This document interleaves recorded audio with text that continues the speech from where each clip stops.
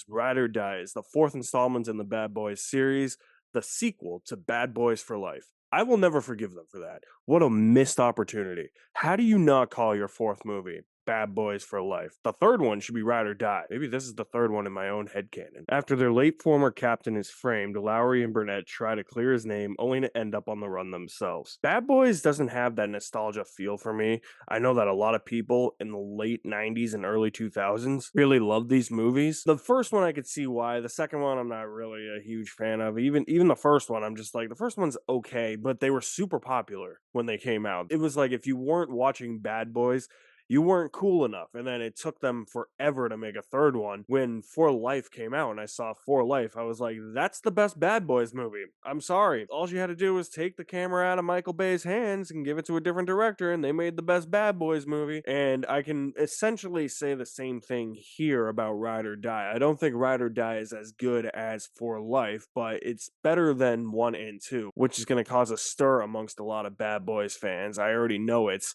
for saying that. I just have more fun with these two than I do with the first two. Bad Boys 2 is just kind of to me. Ride or Die isn't going to be high art. Never is this series going to be high art.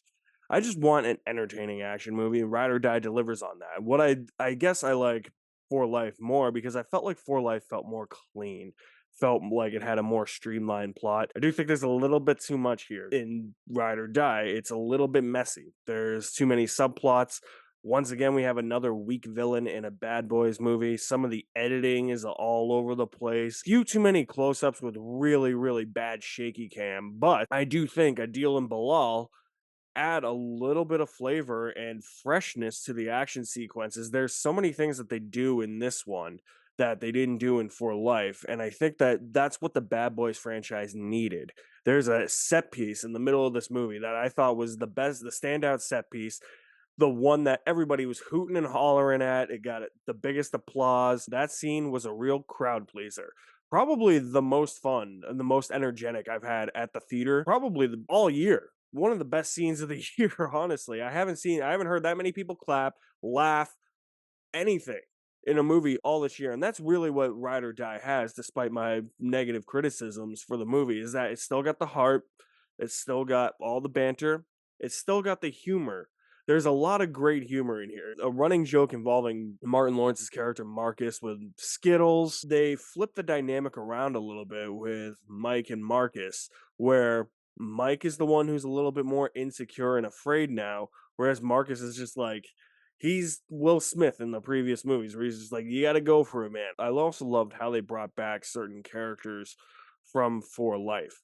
I thought that it made for a really entertaining ride. But going back to what Adil and Bilal do with some of these action scenes to make them feel fresh, they just use everything at their disposal. There's a set piece in this abandoned amusement park, and there's certain elements in this amusement park where they take it and they do some things that I don't think a Bad Boys movie would do. And it was really, really fun to watch. There's a couple of first person shooter sequences. I thought that those worked really well in this movie. Heart and soul of the movie, though, is Martin Lawrence and Will Smith. These guys carry these movies, they make them watchable. And that's the thing. Even if these movies aren't high art, which they're not supposed to be, Will Smith and Martin Lawrence are going to make them watchable. They're going to make them really fun. That's the ticket to watching these movies. That's what's going to get you into the seat. That's the driving force. There's also a great running joke in here that was also done in one of the Fast and Furious movies, but not well. I think it was F9, where Roman was questioning whether or not Toretto and his entire team were invincible and whether or not they were lucky. And it was just almost like the writer of that movie went on Twitter, saw that we said that they were superheroes, and he threw that into the movie.